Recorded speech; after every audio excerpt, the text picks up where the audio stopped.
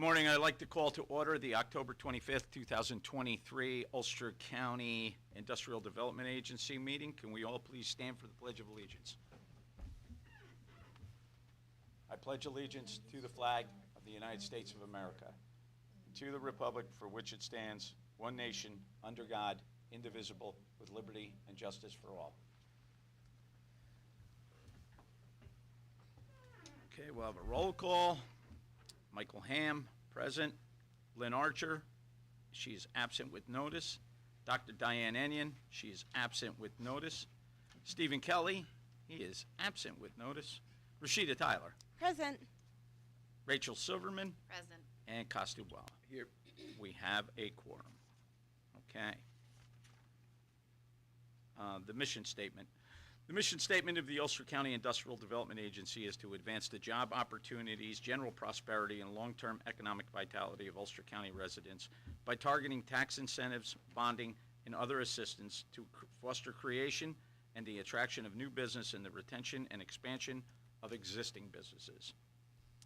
In front of you, you will have the minutes from the September 20th, 2023 meeting on page 3. I ask that you review them, and I will entertain a motion to accept those minutes.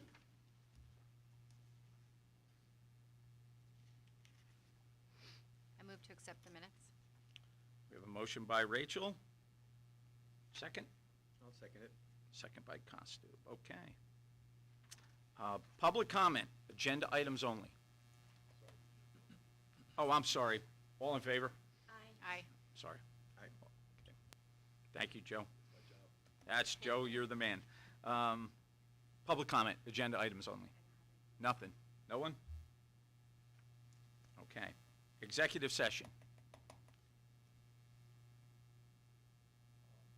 Matters of staffing? Yeah, personnel matters. Personnel. Review of personnel history and consideration of same. Okay.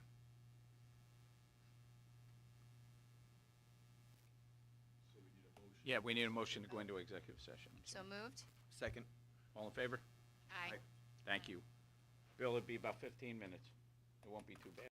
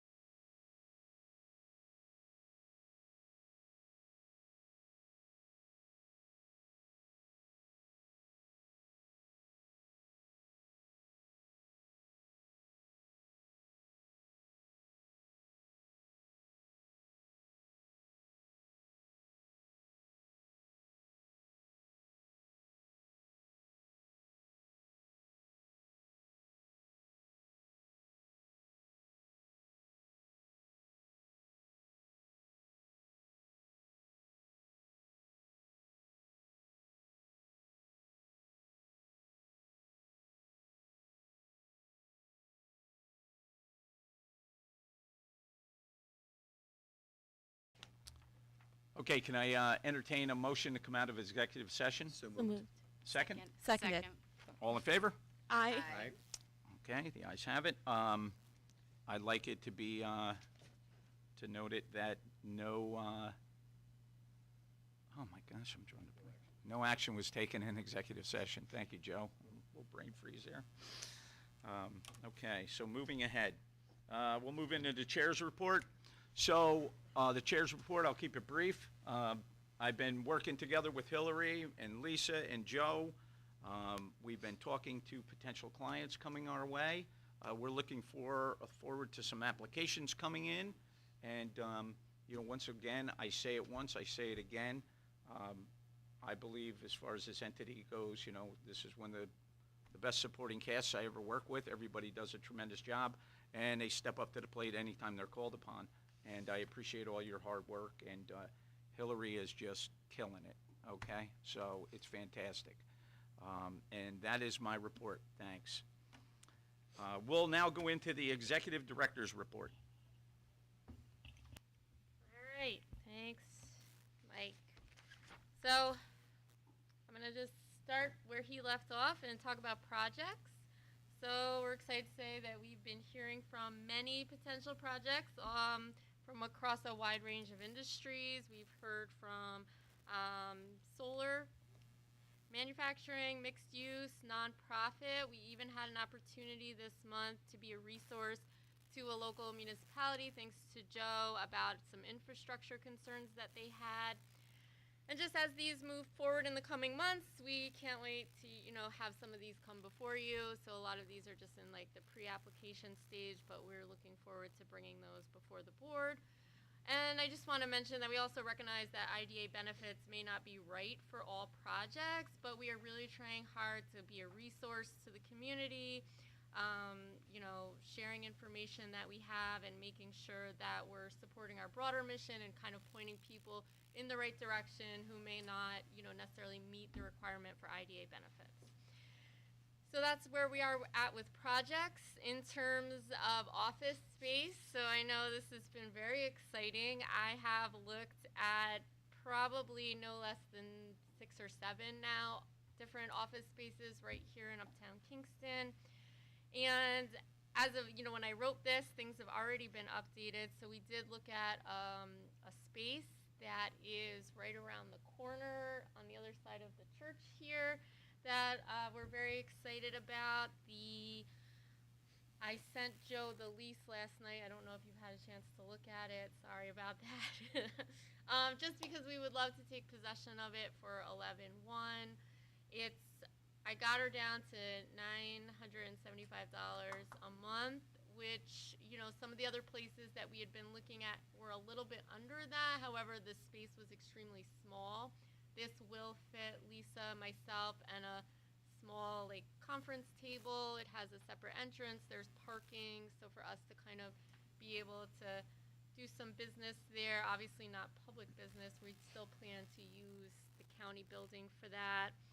So we're really excited about that, and talking with Mike last night, we were thinking, at this point, not knowing what the build-out timeline for Tech City is, entering into a 1-year lease in that space is really the direction we're looking to go in. So we were hoping we could get, given if the lease works and there are, no more hiccups, if we could maybe get a motion to have that approved today was what we were hoping for, Yeah, correct? let's look for a motion to approve a potential lease agreement.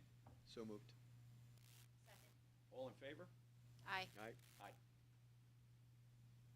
Aye. All right, so as soon as we get that set up, we'll invite you. Yeah, the approval will be Subject subject to attorney review. to attorney Okay, review. was that going to be your concern? Yes. Yeah. I We are not apologize. We approving the should've- lease. we He's should've reviewing threw Yeah. that in there, Rachel. Yeah. Or, we should have threw that right in there right away. And So I seen Rashida going for it. I go, oh, it's going to be the legal thing. So, then just kind of picking up my notes where I left off was, should this fall through, we will continue to seek space given our needs and parameters and budget. So that's where we're at with that. So we're super excited. Moving on to Paris. So We have a letter drafted, which is really just an update of the letter that went out last year.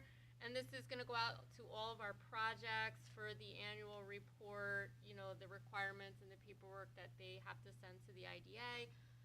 We're plan to have Mike sign that today, and that we're looking to have that go out via email and by mail. As we know, sometimes contacts change at businesses, so we want to make sure that they receive that on November 1st. So we want to get that out as timely as possible. We're looking to start scheduling on-site visits. I know everyone's favorite. For the month of December and January, we kind of want to use like February as a worst case scenario should there be weather, other things.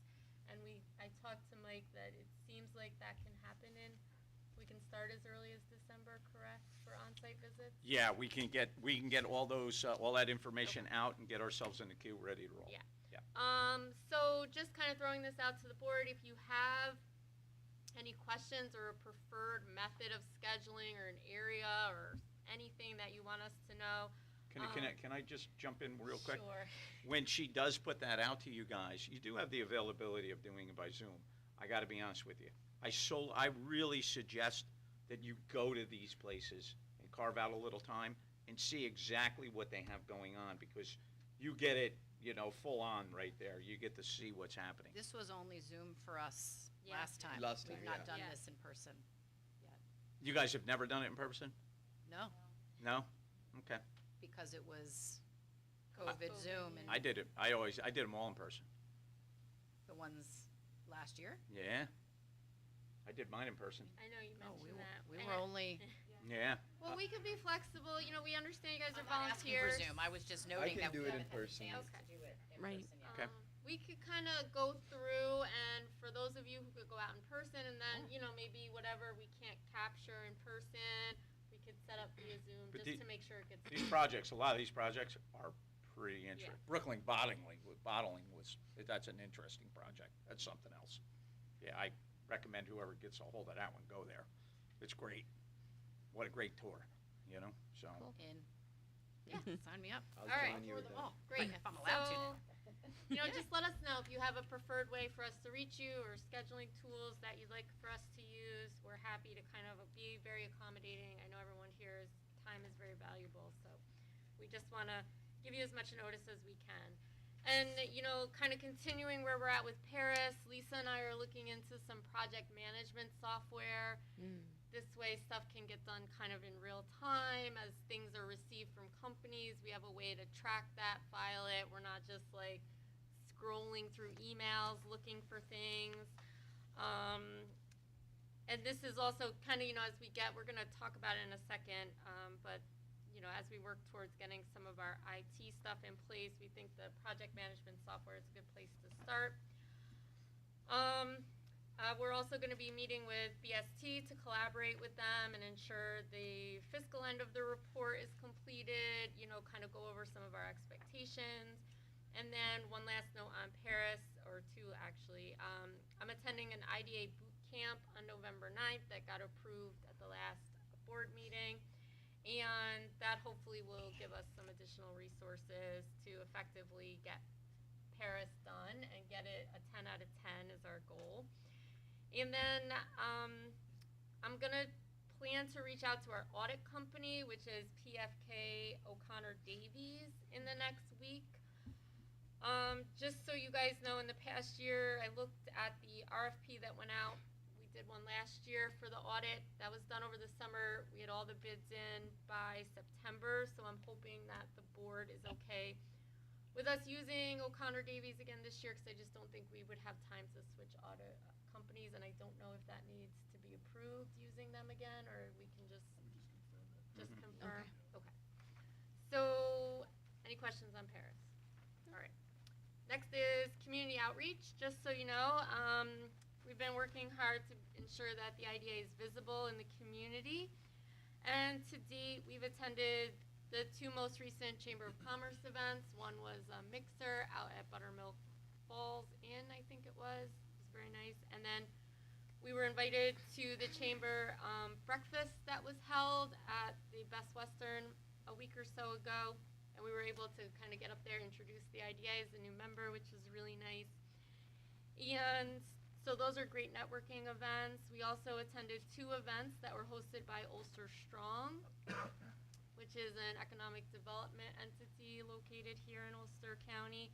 And one was a housing summit. Both Mike and I were there, which was really well done. And there's like a think tank called Patterns for Progress. And they put out a report going through all of the data in the Mid-Hudson Valley about the affordability or lack of affordability of housing, you know, what the income is, what the housing, the income gaps, and I believe that was shared with our governance committee as they're working towards a housing policy.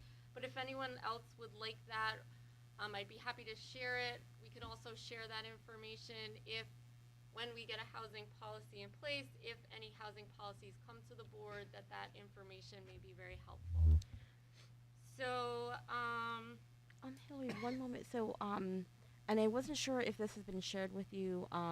We worked for a little while to craft a outreach plan. okay. And that we did that last year, and we brought in consultants and everything. Awesome. So I'm not sure if that plan was also shared with you. It's probably, if it was part of the IDA record, it is Okay. in the many documents that have been shared, and I will search for it and definitely look for that as well, because that would be really helpful, especially since you guys probably paid good money for it.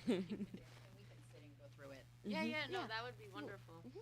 Because I'm just kind of, well, I'm trying to learn, but also just kind of get a sense of the landscape here in Ulster County. Sorry.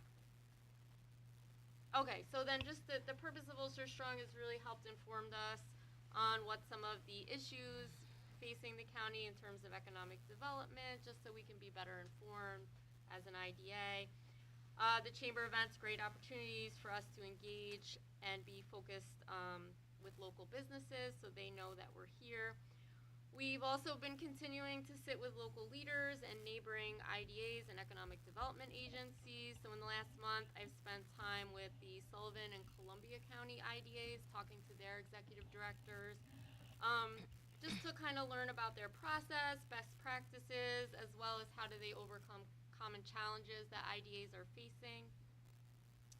And then we have plans to continue to engage with the community. On Thursday, I'm meeting with SUNY New Paltz, and then next week meeting with SUNY Ulster and the Office of Employment and Training, just to kind of get a understanding of what our workforce is looking like, who's coming for training, what are some of the needs maybe students coming out of college are facing, because again, the IDA is here to create jobs, to have a robust workforce.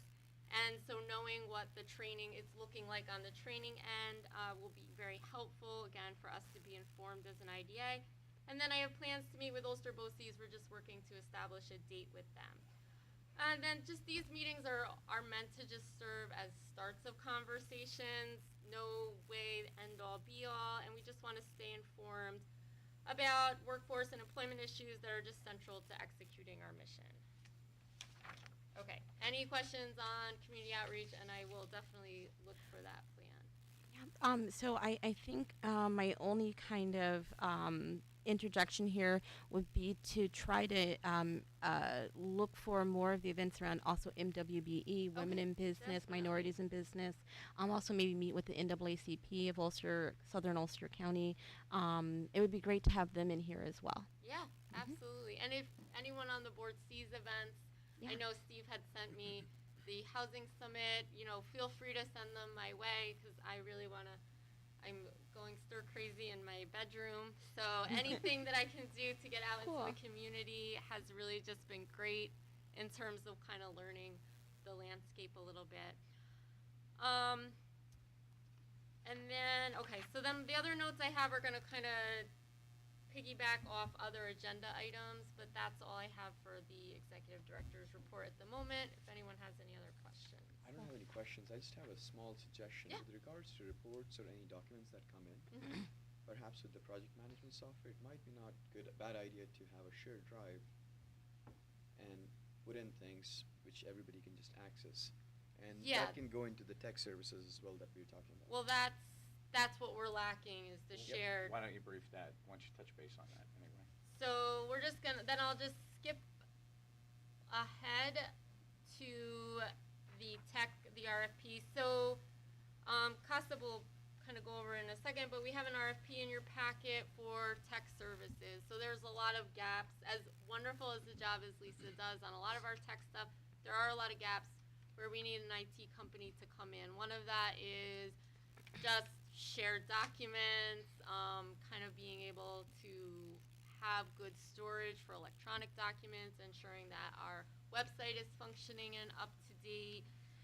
So that is in there. We do have some local companies identified, as well as some up in Albany. I've got that other IDAs are using, so they're familiar with the ABO and just some of our process that needs to happen.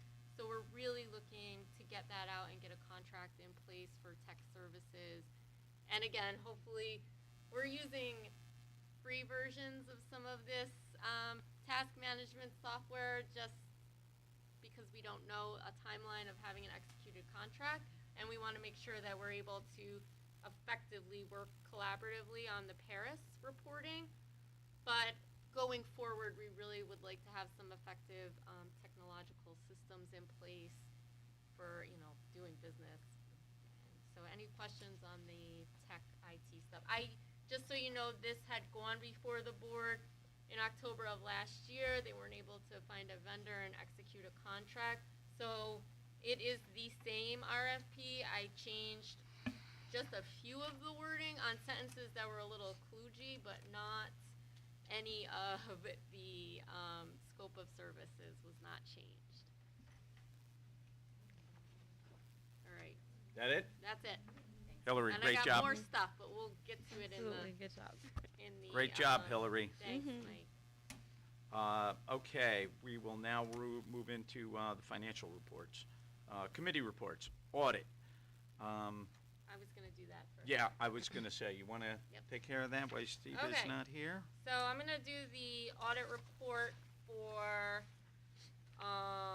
Steve. Sorry. So in your packet, we did put the email from Kevin Low-Key. This is the Innis and Euphoria, and then you should also have are they in? Sorry, we're just looking for the actual report. Page 9. I think they're in the stapled. Oh, in the staple, Yeah. thank Yep. you. Okay, so I had the opportunity to meet with Kevin and just really go over what we're looking at, and I know in the last meeting there was a question from one of the board members on some aggregate data. So when you look at this one where it says September 2023 monthly UCIDA report, that is the monthly information that was sent to Low-Key on their overall compliance. So that was, of the workers that were working on that project for that month, how many were compliant, how many were not. So you can look at Innis and Euphoria. Innis having 89 of their workers, 89 were compliant, and then Euphoria, 67 workers, 47 were compliant. And that their total monthly average was 70 for Euphoria and 100 for Innis. And then the second one you're going to see is the monthly local labor status report. So for Euphoria, they are on site every month. For Innis, they are on site every other month. So this is just who was there on the day that they showed up. It's just a snapshot of what was going on that day. So Innis was not monitored in September. They're on it every other month. Euphoria, when they were there was 2 workers, and they were 100% local. They check IDs when they're on site of the labor and the staff that are working. Is it a scheduled visit for them? Is it random? No, it is random. They do not know when they are coming. Thank you, that was my question. Yes. And then in the email, you have their overall compliance number. So this is to date, from the start of the project to today. And you will see Innis, their overall compliance at 83, and then Euphoria overall compliance at 68.49. And then the last month is their overall compliance last month. So you can see see if it's going up or if it's going down. Mhm. I did ask Kevin if going forward that number could be included on one of the other pages, because just for our record, keeping emails, it makes it a little more challenging for us as well as for you guys to know these numbers. And then just moving in, looking at the fact that Aferia has not really made a lot of movement.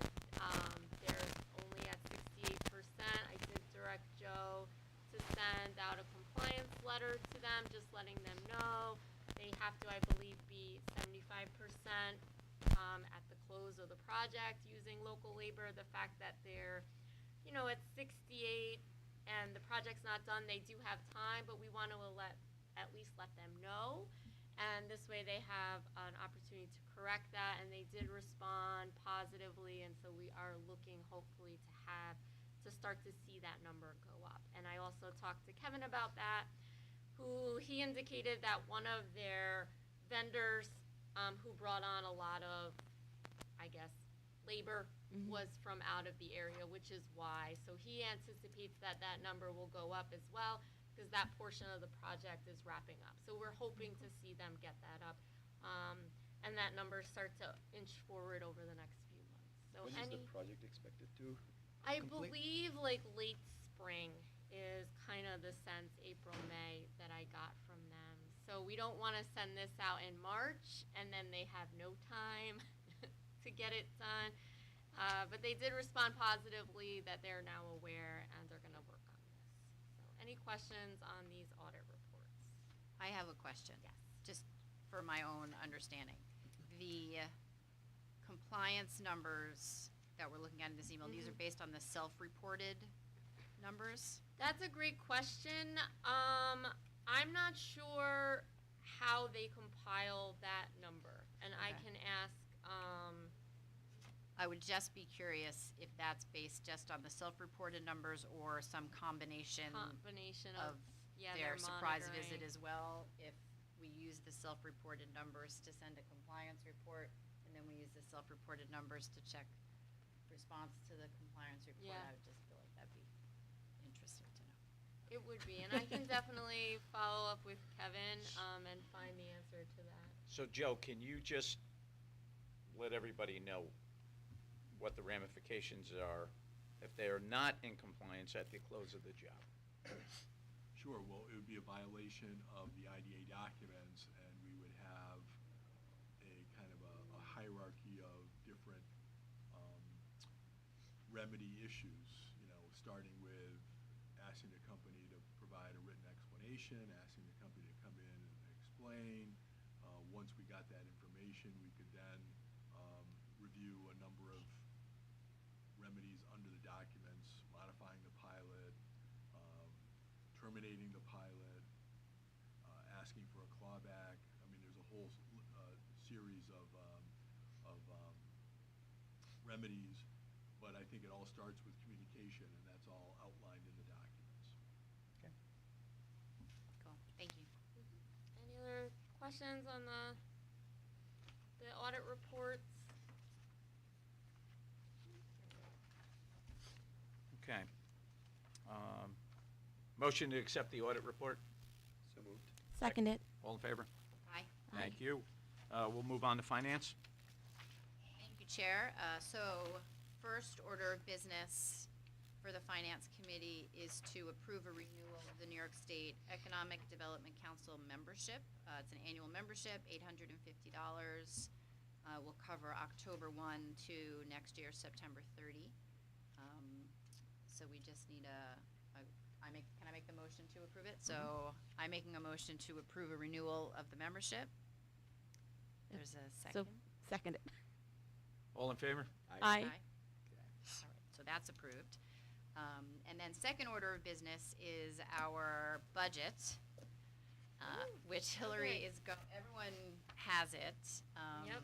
It's not totally, completely done, or we're still updating a little bit. I'm gonna let Hillary walk us through the budget. So you're gonna see two things in your packet relating to the budget. First is the spreadsheet, and this is basically when you go into Paris, what we need to report into Paris, and this form needs to be certified and approved and then up on our website and the whole 9 yards by the 30th of this month. So we're looking to adopt a budget today, but I do have my computer, so if there's any numbers we'd like to see shifted, I can do that today, and hopefully Mike can log in and certify us, because he's our certifier. So what we have is, when you're looking at the spreadsheet, you see our actual numbers from 2022, our estimated current year numbers, and these are the numbers that we anticipate will look like by the end of our fiscal year ends December 31st. And then we have a projected budget for next year, which we'll go into details on the second page. And then we have our kind of proposed budgets as we go out for the next 4 years, although just so you guys know, in Paris it's only 3 years projected out. So I'm not sure why I got an extra year, but I'll take it. Do we put this whole thing on the website or just the yellow highlighted? I believe we have to have this on our website because in Paris we have to complete the budget report as well as put in a link to our budget, maybe to show that it's been uploaded on our website. Okay. Not 100% sure, I'm still kind of learning the ropes on this, but that is what is, when you log in, what you see in there. So just kind of turning to the next page, we're going to just look at what these numbers broken out for this year are, and then we can kind of go back to where we came at going forward. So, actually, let me go back. Let's go back to our, so we're going to go back to our revenue and financial sources for this year. So the 141, and where did this number come from, you may wonder. So this number is proposed for next year. And this is where it got a little kind of guessing.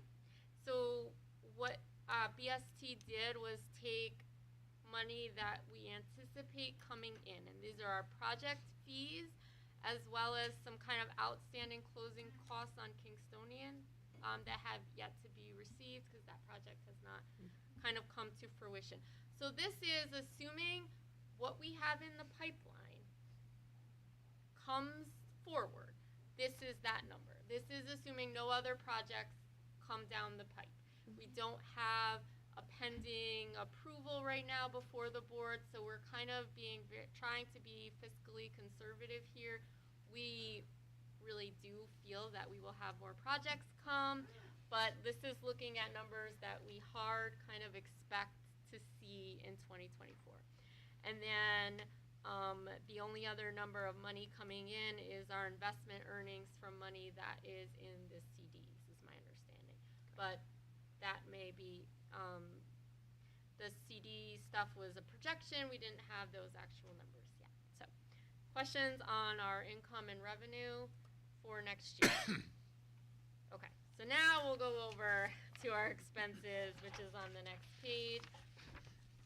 So our salaries and wages, and these are staff employed by the IDA, so this would be myself, an administrative assistant. So we have those numbers.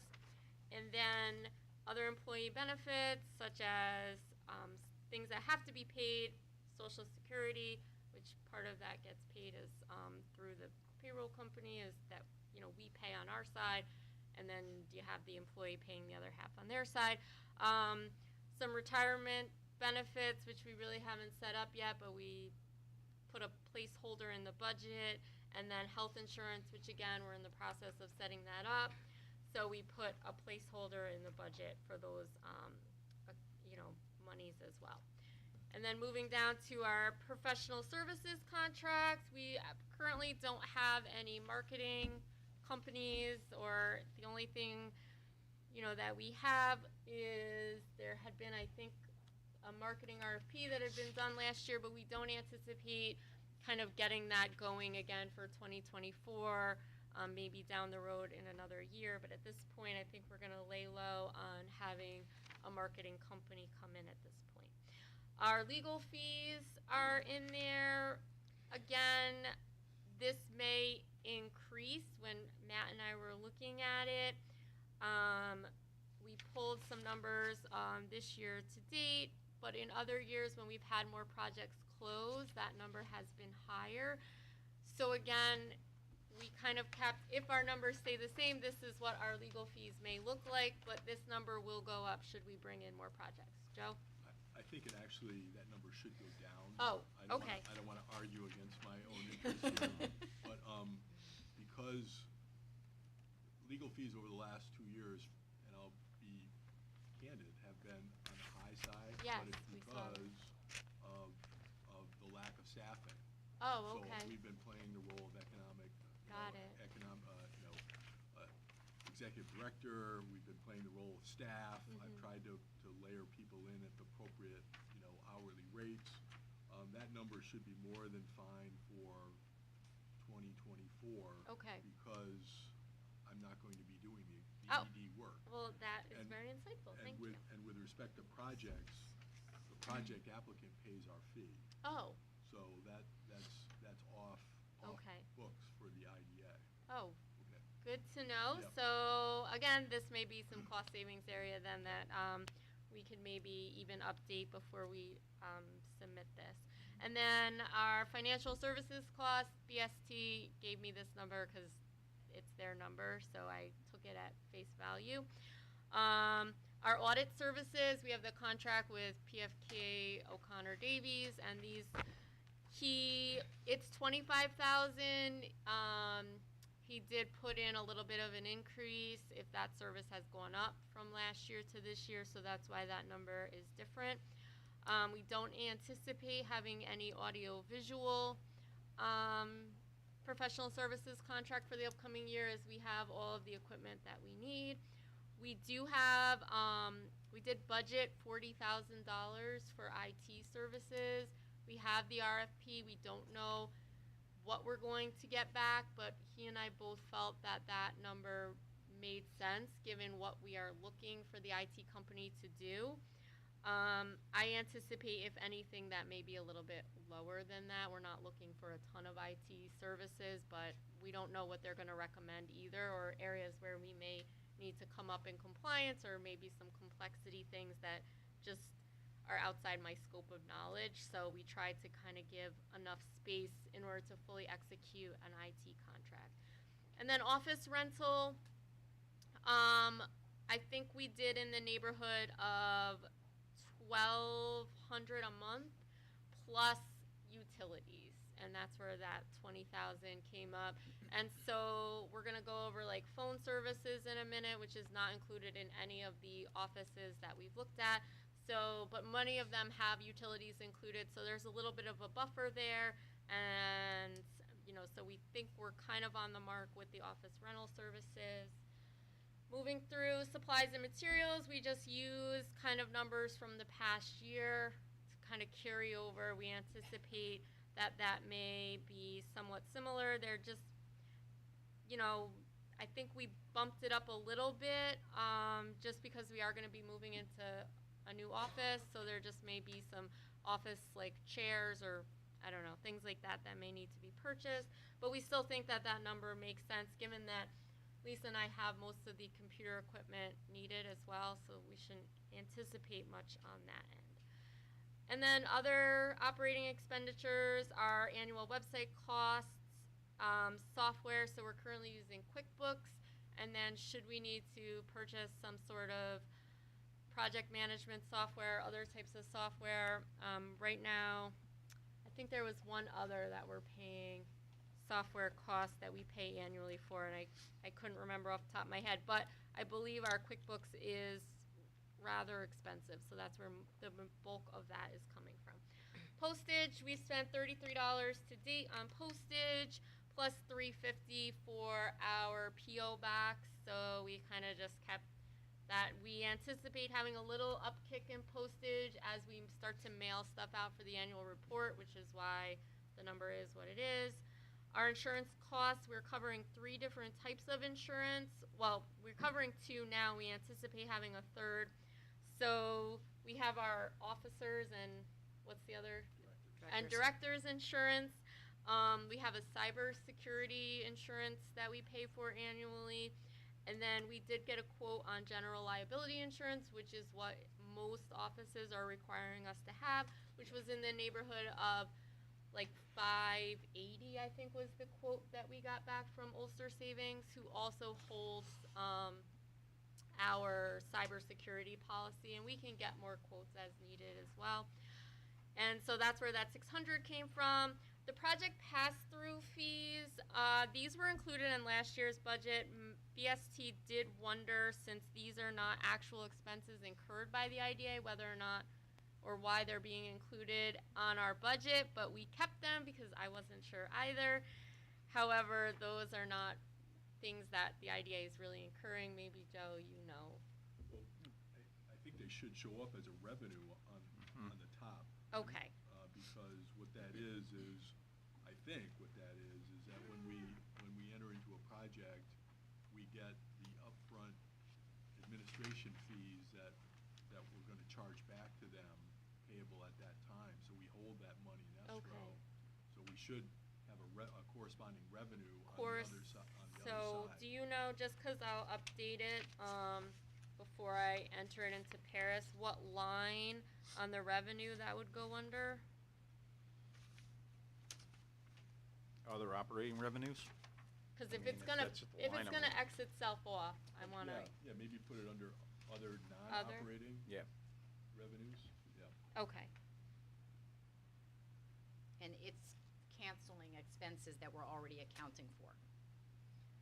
Right. So we're adding it Okay. now as a revenue, but then I'll keep it as an expense, so it will wash itself out. Yeah. Exactly. Got The it. idea there is, for instance, Loki Brill. Right. You know, Yeah. we estimate what the administration cost of that's going to be over the construction term, and we collect that up front from the company, and we hold that in an account, And then we pay it. and that expense is to the IDA. Okay, makes sense. Got it, okay. All right, so I will correct that. Record storage, this, we have a agreement with the county. We store records here in this building, and I think that maybe Lisa and I had discussed this, that maybe down the road we'd want to update that policy, because right now we have to store records indefinitely as per our current policy, and so, you know, that's a lot of records. Joe, did we get anything on that, the indefinitely? Remember we talked about that? Yeah, there are some things that we have to hold forever, Mhm. and there are Okay. some things that we don't have to hold, Yeah. and you could put a flag in that in terms of something to look at. Okay. But the state has guidelines as to what you're supposed to do with your records. Oh, all right. My other question is that I remember our former person that Mhm. did our records was supposed to, part of their project, their agreement in their contract was to scan all these documents. Now, can that be in lieu of holding these, or is a paper trail needed despite scanning? Well, I think scanning works. Mhm. It's just, you've got to have it so that you can find the scan, just the same way you have Yeah. to find the paper. Okay. So, Yeah. so we can look at Something. the requirements and look at what we have in our Yeah. files, and maybe start to cull some things. So Joe, there's Absolutely. no redundancy requirement?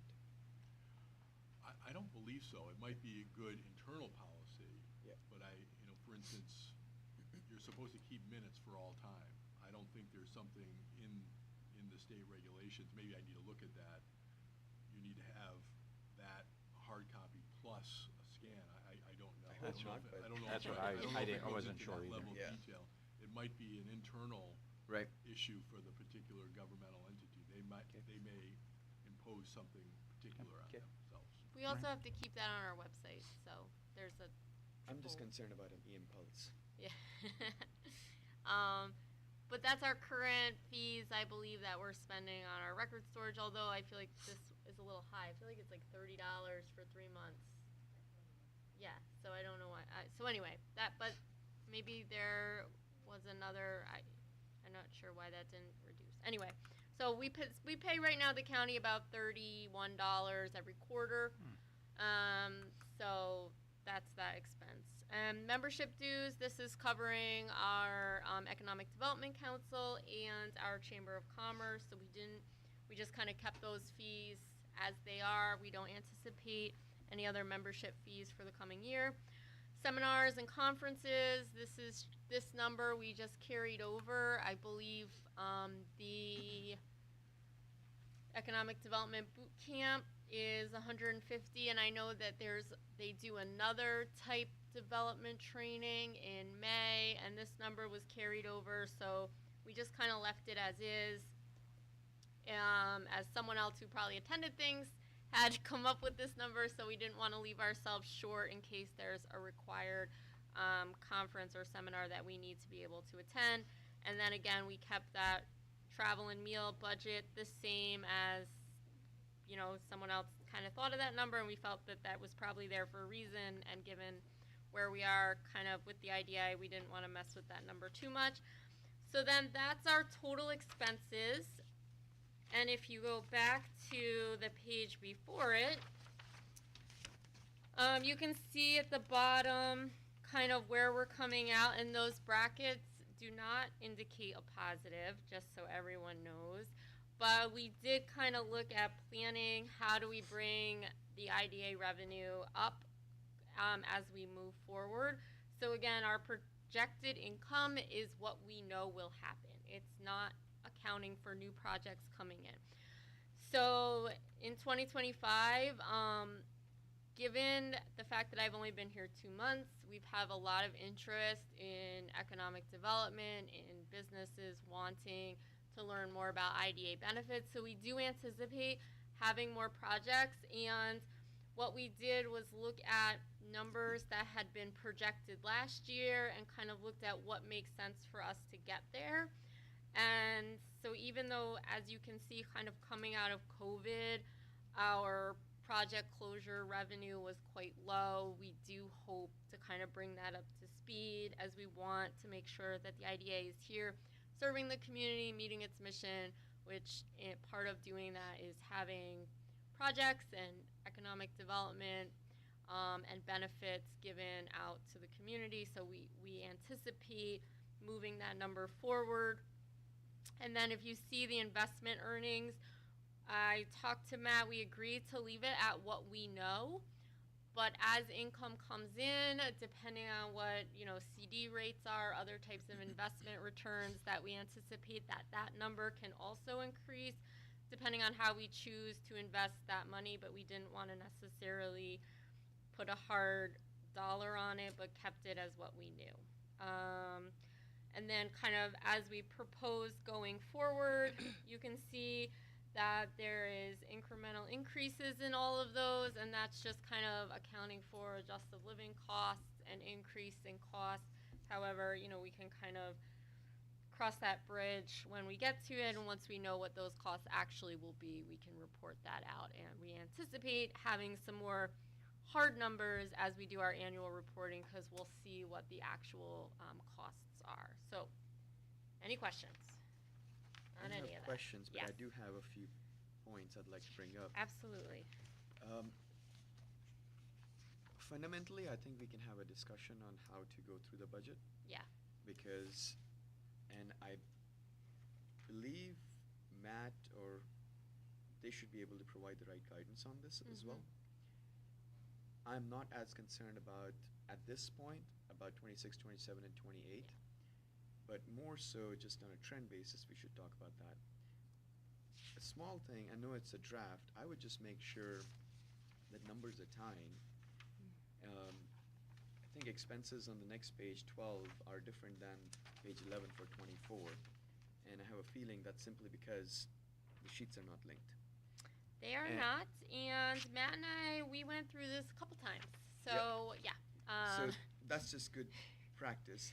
The other thing I was going to, more importantly, bring up, I'm not very comfortable with showing certain, so this is a question to Joe, I'm not keen at all on showing our budgets to the general public just yet. Now it's on this, because if we have RFPs going out, that's providing a lead in to the bidder what our budget is. So how does that work? Public information. Well, we have to have it in just so you know, this has to go into Paris by the I get it. 30th. I So understand. the rest, I'll let Joe pick it up from I'm there. not sure if I understand. the So let's say question. we have XYZ requirement for a vendor, and let's say accounting. We budgeting $40,000 for the year, Oh, approximately. okay. That tells them how much we're budgeting, so they set their price then according to that. Yeah, but we have the exclusive right to negotiate that agreement. So, just Yeah, but because all we're of them are setting gonna the come around bar. that ballpark. Yeah, it doesn't, you mean like, that guy's gonna automatically, we're just gonna get If hit they're with smart, they're gonna look at 40,000, that. 40,000, 40,000. If Yeah. they're smart, they're gonna look at that, that's my point. Yeah, you know what, I know what you're saying, and my feelings on that is, I'm gonna look at the IT in the budget at $40,000. Well, listen, we've already been down this road with IT, and I don't think, even with the one that we couldn't really get a handle on it, that we couldn't understand that every month it changed, or every week, we didn't hire the guy. I remember. I remember But you wanna know something, I mean, as high as he got was 26,000. So it came in at 12, it was at 17. I don't anticipate 40. I think once this RFP goes out and it pretty much defines it, somebody's gonna have to be realistic. We will know as a board That's- automatically if somebody's price gouging, just going, well, We you got- got 40 grand. One for You know? 300,000. I remember that. So Yeah. yeah, so there's a So, I mean, we've got him as far as, Ohio came in, the guy wanted $93,000, we went, okay, This shredder, could work in our know? favor. I'm the- fine Right. with it the other as way. long as we are aware of it. Yeah, I see what you're saying, like Yeah. you tip your hand and you show them all your cards That's and all. go, okay, what's your bid? That's But But if the you, transparency Yeah. could work in our Right. favor in the sense that maybe Yeah. the same person looks and doesn't bid $300,000 for a job for which there's a If they're smart about $40,000 it. budget. Yeah. And No, some I information's think- just I gonna think be with that public. budget, I you're mean, pretty much yeah. erring on the side of caution, knowing, Yeah. you need to umbrella it, and we've known from past history that has been reduced before, I Yes. mean, you're not, Yeah, I mean, I think you Preston. make a good point, but there's really not an option. an As long Yeah. as No. we're all aware of And- this, that's all. and I think the way you protect yourself is through your procurement process, So I'm also comfortable knowing that this RFP has to come through governance, and I'm sure you're gonna turn over every single rock Thank for you. you, so I'm pretty confident of that, okay? Thank you. So, I think we should speak afterwards or Yeah. another time about the details on how to trend this as well. I Because it may not 100% fit. agree. Coming on board, Yep.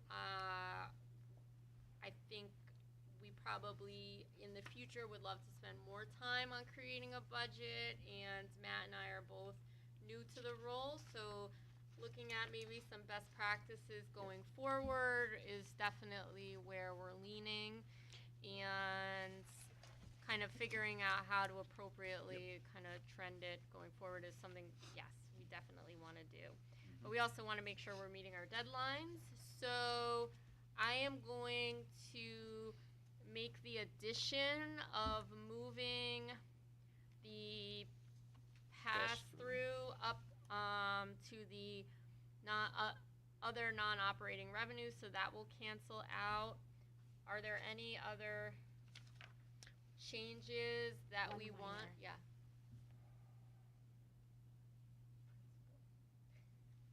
Okay, Mhm. thank you. No worries. And then we'll make some spelling corrections as well. It's okay. So we're gonna change that, and any other changes that we'd like to see to the budget. I would just type things out, that's all. And then I think we need a motion then to adopt it, and then maybe you could certify it later today, Yep. if that works. sure. So So- can we get a motion to adopt the budget? So moved. Second? Second it. All in favor? Aye. Okay. So Okay. moved. Great, thank you. All right, great job, Hillary. Thanks. Yeah, you Oh, did. We got it done. Budget. Did a good job. We'll call it at that. Okay. You did a great job over the last several weeks on that, that was great. Do we need the invoice tracker reviewed as part of the finance report? No, that was for the purpose of the checks. Yeah. Okay. Okay, but you want to know something? We did that, so there's full transparency, knowing that the board members know what we're signing Yep. on all the time, okay? So that's why we introduced that. Okay, into governance. Costu? Yes. So, a few things to mention. We received the UTEP draft from our council, which we're reviewing. We'll hold a governance committee meeting soon, as soon as we have availability. We'll set it up in the next week or two, so we have met at least once before the next meeting, and I'm sure we'll have to meet again. There's a tech services RFP that Hillary mentioned earlier that is going to be approved as well. Unless there are any additions, which are welcome, I'm okay with the RFP as it stands currently. It's the old RFP that was reviewed in last October, I believe, so there's nothing difference. And I'll also look for receiving the document on remote access policy from our council. That's all. Costu, thank you very much. Thank you. Okay, that brings us into old business. So I'll open the floor up for council. Joe Scott, Zinc 8. Right, so I'll start, and if anyone has any questions on Zinc 8, as I reported at the last meeting, shortly before the last meeting, there was some media reports regarding the status of that matter. I, at the request of the chair, reached out to the project applicant. They confirmed, they got right back to me. They confirmed the media report, said yes, there's a lot going on with respect to the project and the company in general. They indicated that they were willing to come to the October meeting to give a report. I confirmed that last week. They in turn confirmed, again getting back to me very quickly, confirmed that they would be able to attend today. On Monday, I got a follow-up email, very apologetic, saying that there were a number of meetings that they needed to attend today with respect to the financing structure and corporate issues, so they weren't able to make today's meeting, but they were able and are scheduling to meet with us at the November meeting. So my expectation is that we'll see them at the November meeting. This is Mr. Parker, who again has been responsive on any and all of my emails, and so my expectation is that we'll see him at the November meeting for a report on the status of the project.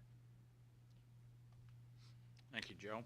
And now just go into status of the pending projects. Nothing really new to report there. I thank Hillary for sending me a newspaper article about some preliminary financing with the Cresco Labs project. I indicated to Hillary that I've had ongoing back and forth emails with the Cresco Lab Council. I plan on redoubling my efforts with that, and I'll be back to you all in the next week or two with respect to a report on my discussions with them on that matter. And obviously no change on the Zinc 8 project. So nothing on pending enforcement, right? And nothing on pending enforcement. Okay. Thank you, Joe. New business. So we have before us a resolution authorizing the termination of the basic documents at UPAC, the project at UPAC. And Joe, I'll open it to you again. Right. If you go to page 15 of the materials, and I had an extensive discussion on this matter with Hillary yesterday to make sure that staff and council were on the same page. This project is a very interesting project. It demonstrates the flexibility of the IDA and the creativity of what the IDA can bring to a project. What I would like to do is start you on page 21 of the materials. And the first paragraph there describes the project and describes when the closing took place back in May of 2017. And then what I'd like to do is have you turn the page to page 22 and then read the third to the last paragraph. And while you're reading that, I'll give you a summary of what the IDA did for this project. This project is the enhancement, renovation, and reconstruction of the UPAC facility in the city of Kingston. And and UPAC is a not-for-profit entity, and they approached the IDA with a problem. The problem was that they were financing their project through tax credits, and as a not-for-profit, they weren't able to take advantage of the tax credit structure because they are a not-for-profit. So what they were doing was converting themselves to, or arranging for the creation of a for-profit entity to undertake the project on their behalf, a wholly controlled entity. And so what they were going to do was convey the facility to the for-profit during the construction period. The unintended consequence of that is that as a for-profit, they would be then subject to a number of New York State taxes, real property taxes, sales tax, and if they were going to do any bank financing, mortgage recording taxes. So they asked the IDA to see if the IDA could do anything to assist them there. The structure that we arrived and developed for them was that the for-profit entity would do a straight lease transaction with the IDA, and the IDA would be able to extend the New York State exemptions that the IDA has the power to convey, namely real property tax, sales tax, and if they were doing any bank financing and mortgage reporting tax financing. So what the involvement of the IDA in the transaction accomplished was to enable UPAC to access historic tax credits, but at the same time not penalize, if you will, and that's probably too strong a word, impact them is probably the better word, impact them with the imposition of New York State taxes. What we did was we acted very conservatively in connection with the structuring of the transaction. We got the consents of the county, the school, and the city with respect to the pilot agreement, because the pilot agreement provided for 0 pilot payments. Because if UPAC had done the project with bank financing, the UPAC as a not-for-profit wouldn't be subject to real property taxes. So there were a few wrinkles that we needed to address at that time to make sure that the transfers from UPAC not-for-profit to UPAC for-profit didn't create a real property taxable event. And we were able to structure some interim documents to bridge those transfers. So where we are now is we're in the reverse. The project is complete, historic tax credits are finished. They want to unwind the for-profit entity, and that is the paragraph that I've outlined in the request letter. When they approached us approximately a week, 2 weeks ago, we said, sure, we're in a position to facilitate this, but we need a piece of paper to provoke the action by the IDA, to initiate the action by the IDA. And that's the description in this letter. So what we're doing here is essentially unwinding an existing IDA matter. We're signing some termination documents. I have some papers for the chair to sign, assuming that the resolution is adopted. And really what it does is the attempt going in was to maintain the status quo. The attempt going back is to maintain the status quo. Indemnifications, insurance, all the protective devices that we have in our papers are unchanged. There is, to get into the weeds a little bit, there is a survival of obligations clause in our contracts which says that if something pops, some sort of liability, they have to step in and protect us. And I think that's really the highlights. The resolution itself, the operative provisions of the resolution are on page 17, where in section 2 we consent to various transactions relating to the termination. I do have a blank line there at the last line if there's any additional conditions that the board wants to impose in connection with this unwinding. And I think the one matter that we may want to give some thought to is whether the IDA will charge an administrative administrative fee for its participation. Typically, because this is something that's contemplated in our documents, my experience is with this IDA and IDAs in general is that they don't charge for this kind of activity because it's not an extraordinary event in the transaction. We will charge for our review of the documents and preparation of documents, and that bill will be submitted to UPAC.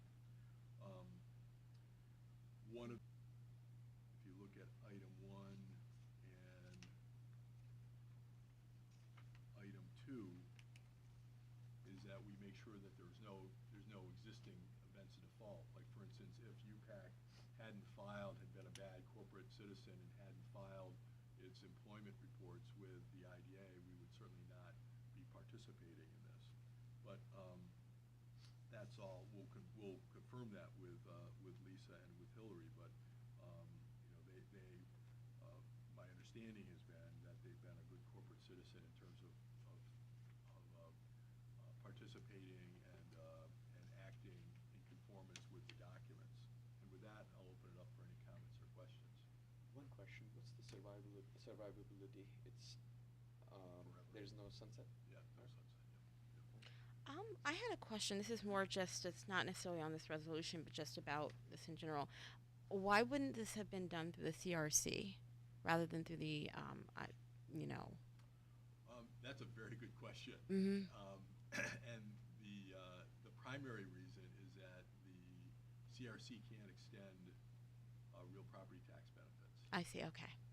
So what we did was we concluded that there was an economic development, a commercial element here, and because Okay. UPAC for profit is a commercial entity, Mm-hmm. we were able to feel comfortable that the IDA could do this. Okay. If UPAC, not for profit, came to us and said we want to do tax exempt bond financing, Mm-hmm. and do it through UPAC not for profit, then you're absolutely right. We would have referred this to the CRC. Gotcha. Yeah, Okay. but very good question. Mhm. And you got me nervous there for a minute. For a second, I didn't know why. But no, UPAC not for profit, was creating UPAC for profit, and that's who we did the straight lease transaction, a commercial entity. Okay. Yep. Thanks. I have a question, just from Sure. my understanding. Why, and not specifically for this one, why would we ever not agree to do this? Sort of like, if they have to come to us for this, if we're a required party to this unwinding of it? What, and you're absolutely right. What the reason why, and that gets into the weeds here. If you look at I ask questions in the Right. weeds, I Mhm. apologize. No, that's no, okay. it's okay. I'm curious now. It's if you look at section 2 of the resolution. Well, before you look at section 2 of the resolution, in response to your question, why is this subject to our approval? Because in our straight lease documents, the company has the option at any time to terminate the papers and have the project conveyed back to them. So it's self-operating if the company notifies us. But that sort of gets to my question, Right, and so and- why? Right, and so, I'm just confirming your base understanding. Right, that's Okay, right. Right. That's all I know so Okay, far. so the reason why, and this gets back to the nuance, is if, and this is why we had to do some structuring with them last week, is that if we terminated the lease today and the property conveyed back to UPAC for profit, for purposes of real property taxes, the property would go on the tax rolls and be subject to real property tax. Okay.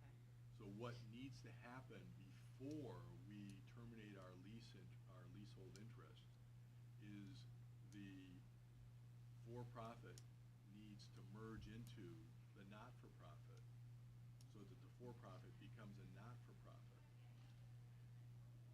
And that's not permitted under our documents, because we don't want the entity that we've contracted with to change its status without coming back to Okay. us. Okay? So that's the nuance. So once they, and that gets back to the paragraph on page 22. The company and the applicant, the second line, on page 22, the first full paragraph, third paragraph from the end.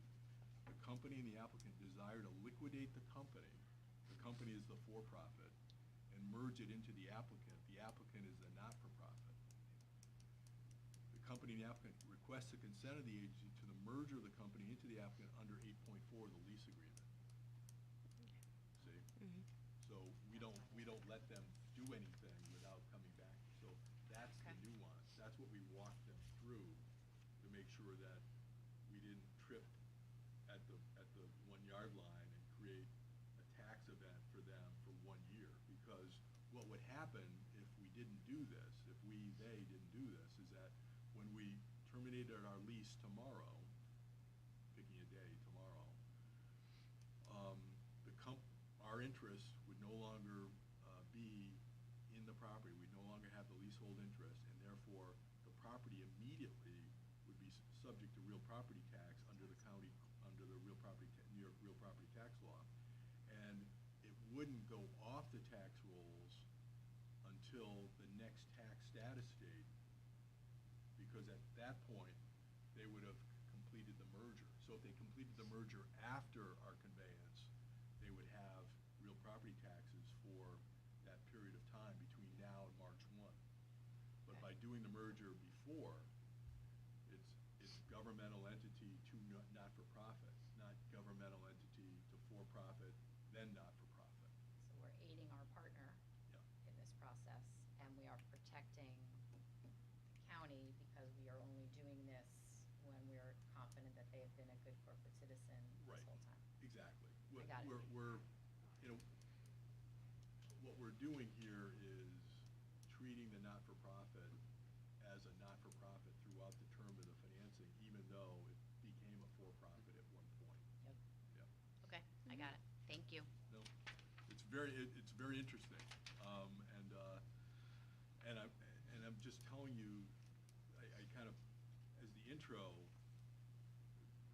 people, and you see it all the time, and there's a fair amount of criticism out there about industrial development agencies and what they do and what they can't do and why do they do this. But it's an incredibly powerful instrument, locally controlled, and incredibly, the amount of creativity that you can bring to a transaction with this entity is remarkable. And this is an example. So with that, I'll open up for any further comments or questions. Any other questions? Nope.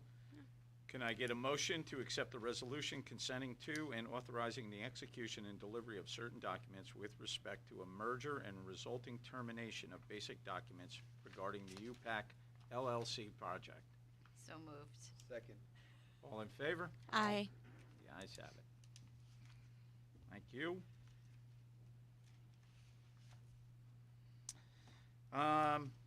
You want to talk about your phone services here? Yep, so moving from exciting Okay. news to even more exciting news is in your packet, you will find some local phone option plans. Currently, the IDA phones, our service is through Zoom. If anyone has tried to call me on that, you will know that it only rings about 20% of the time, and we also, the phone is limited in its ability to provide certain services that people are used to in today's age, such as texting. So we are looking to switch phones, not just to have better, more consistent service, but also as we're moving into office space, none of the spaces that we've looked at have phone system in that.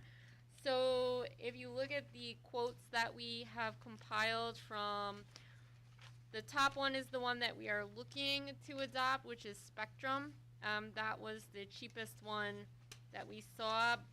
for business lines, but we also have Verizon. We got T-Mobile, and I believe AT&T is on here as well.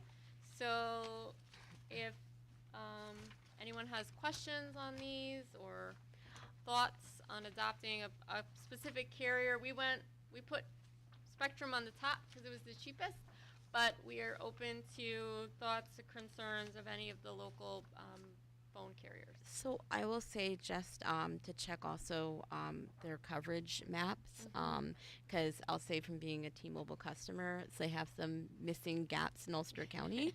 So just to, Yeah. to check the coverage maps. Yeah. Yes. Good idea. The Blats and Hurley. Hurley is the worst. Wonderful place, just phone service wise. Sorry. So I have a question. Yes. So you and Lisa have been researching this. So what do you feel best fits what you guys need? I think we were fine with Spectrum Mobile, and this way too, we were looking at, Spectrum is the big internet carrier as well. So when we get into that office space, just so you know, in the budget, we did include utilities in our office space budget. So, we kind of bounced the idea of using like a mobile hotspot for our internet connectivity, but if that doesn't work, we may be able to get a better deal if we're using Spectrum for phone and internet, should we need to go that route, versus if we then have to get into another, provider. If we go T-Mobile, they may not have an adequate internet service or one at all. So I know you know this, I'm sure, but this requires an internet connection for this price. The phone doesn't come with data? No, it says Spectrum internet required. Oh, thank you, Kasu. So we will. And T-Mobile is coming out with 5G internet for $50 a month. Ooh, I so just saw maybe. that yesterday. All right. Okay. So we can go with I know Get you what you mentioned. guys need. I recommend Verizon. That's all I'm gonna say. I personally have Verizon because I think, given some of the coverage areas in Ulster County, I think that should be a significant factor. Yeah. Get what you guys need. Coverage That's here what- by the office. That's what it's going to come down to, get what Yeah, you guys what need. you Okay. need. So can we maybe just get a motion then to approve? Yeah, the can we get a motion phone to service based pre-approve on? this? Yeah. Yeah. Okay. Great. I'll move the motion. Second it. All in favor? Aye. Aye. Okay. Okay. Great. All right. And that was it for me. That's it? Okay. All right, next meeting. Okay. Motion for adjournment? So moved. Second it. All in favor? Aye. Okay, about 10 minutes, 5 minutes?